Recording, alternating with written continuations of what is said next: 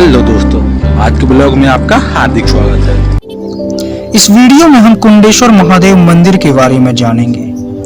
मंदिर कहाँ है, यह कैसे अस्तित्व में आया, यह कितना प्राचीन है और इससे जुड़ी लोक कथाएं क्या हैं, यह सब हम इस वीडियो में जानेंगे।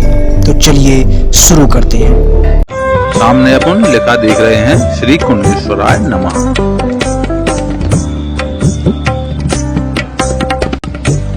तो दोस्तों चलते हैं मंदिर के अंदर। ये अपना भोलेनाथ का सामने त्रिशूल है।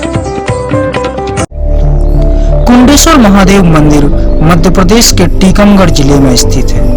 यह टीकमगढ़ से 5 किलोमीटर की दूरी पर स्थित एक छोटा सा गांव है, जिसमें यह सुप्रसिद्ध मंदिर है। कुंडेश्वर मंदिर पूरे बुंदेलखंड और पूरे मध्य प्रदेश में प्रचलित है। दूर दूर से लोग यहाँ भगवान भोलेनाथ के दर्शन करने आते हैं। लोगों की आस्था इस मंदिर से इस तरह से जुड़ी हुई है कि यहाँ पर भक्तों की भीड़ कभी कम नहीं होती। लोग इसे देश का 13वां शिवलिंग भी मानते हैं। लोगों का कहना है कि यह स्वयंभू शिवलिंग है, जो अपने आप यहाँ हजारों साल पहले प्रकट हुआ था। देश दुनिया के 84 शिवलिंगों में से सबसे प्रचलित और सबसे प्रसिद्ध शिवलिंगों में से यह शिवलिंग भी एक है। आसपास के लोगों का कहना है कि यह शिवलिंग प्रति वर्ष एक चावल के दाने के आकार के जितना बढ़ता है। मंदिर से जुड़ा एक रहस्य यह भी है कि यहाँ के पुजारी बताते हैं कि हर सुबह कोई सबसे पहले आकर शिवलिंग पर जल चढ़ा जाता है, पर उसे ना तो आज तक किसी ने देखा है और ना ही उसके बारे में कोई जानता है। यहाँ पर ऐसी मान्यता है कि भगवान स्वयं प्रकट हुए थे और आगे हम हमारा कैसे कथा करते हैं, ऐसे क्या यहाँ की कथा है। यहाँ की कथा का क्या देखिए, इस कुंडेश्वर महादेव ही स्वयं हुए, स्वयं प्रकट हुए हैं। ये आपको यहाँ से कुंड दिख रहा है, कुंड से शंकर जी आए हुए नीचे यहाँ पर प्रकट हुए हैं।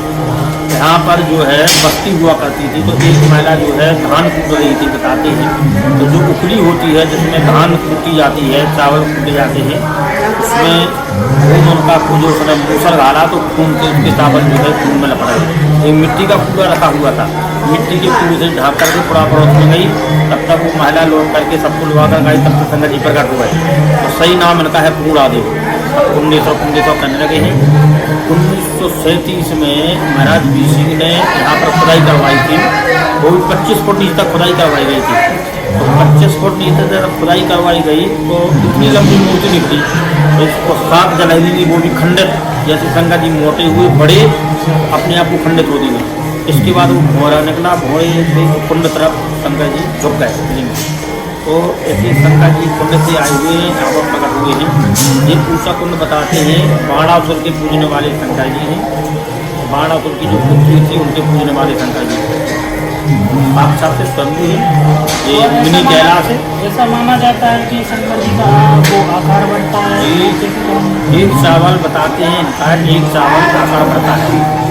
एक चावल जब मोटाई बढ़ती है और लंबाई बढ़ती है। महाशिवरात्रि को एक चावल, तो अभी 2 दिन बाद महाशिवरात्रि। हाँ, एक चावल का तो उसी की तैयारी है। उसी की तैयारी है। शंकर जी का महाशिवरात्रि 8 मार्च का विवाह है।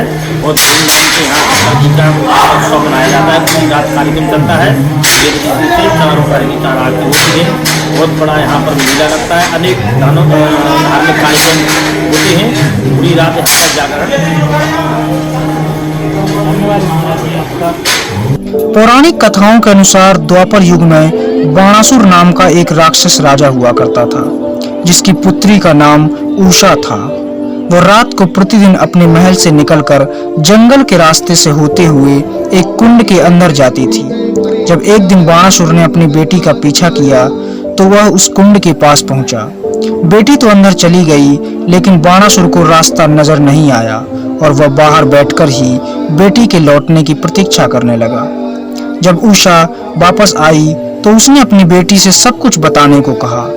उषा ने अपने पिता को बताया कि इस कुंड के नीचे भगवान भोलेनाथ विराजमान हैं और वह उन्हीं की उपासना करने के लिए प्रतिदिन आती है। बाणासुर को यह बात अच्छी नहीं लगी और उसने उषा को उस कुंड में जाने से मना कर दिया। उषा कुछ दिन कुंड में नहीं गई और उसने महादेव से प्रार्थना की कि मैं तो कुंड में नहीं जा सकती आप ही कुंड से बाहर आकर मुझे दर्शन दें। भगवान शिव ने कालांतर में काल भैरव के रूप में उषा को दर्शन दिए और कुंड से शिवलिंग के रूप में प्रकट हुए और तभी से यह स्थान कुंडेश्वर के नाम से प्रसिद्ध हो गया।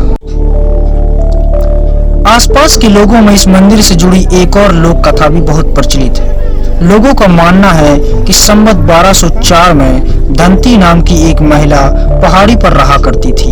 एक दिन वो अपनी ओखली में धान कूट रही थी कि अचानक उसकी ओखली से खून निकलने लगा। औरत यह देखकर घबरा गई और दौड़ती हुई आस पड़ोस के लोगों को इसके बारे में बताने लगी।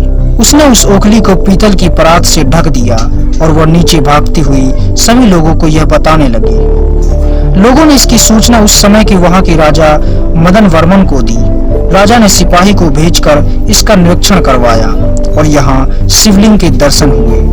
उस ओखली से जब परात को हटाया गया तो उसमें से शिवलिंग प्रकट हुआ। राजा ने यहाँ दरबार का निर्माण करवाया और महादेव का मंदिर बनवाया। मंदिर के पास नंदी की प्रतिमा पर आज भी संवत 1204 अंकित है, जो उस समय का प्रमाण है। इस मंदिर के शिवलिंग का आकार प्रति वर्ष बढ़ता है। इसका क्या कारण है, इसका पता लगाने के लिए 1947 में टीकमगढ़ रियासत के राजा वीर सिंह जो देव ने यहाँ पर खुदाई भी करवाई थी। खुदाई करते समय हर 3 फीट पर उन्हें एक जलहरी मिली और इस तरह की 7 जलहरियां खुदाई के दौरान मिली, लेकिन इस शिवलिंग की पूरी गहराई का पता नहीं लगाया जा सका।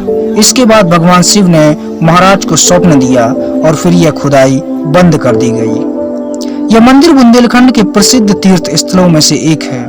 लोगों का मानना है कि बाणासुर की पुत्री उषा आज भी यहाँ शिवलिंग का जल अभिषेक करने प्रतिदिन सबसे पहले आती है। अगर आप भी महादेव के इस अद्भुत और अलौकिक मंदिर के दर्शन करना चाहते हैं तो आपको भी कुंडेश्वर जरूर जाना चाहिए। यहाँ जाने का सबसे अच्छा समय सावन का महीना है। बरसात के मौसम में यहाँ की सुंदरता देखते ही बनती है। यह मंदिर जितना प्राचीन, ऐतिहासिक और चमत्कारिक है, उतनी ही प्राकृतिक सुंदरता को अपने अंदर समेटे बैठा है। आशा करते हैं आपको वीडियो पसंद आया होगा। अगर आपको वीडियो पसंद आया है तो इसे लाइक कीजिए और हमारे चैनल को सब्सक्राइब कीजिए। धन्यवाद।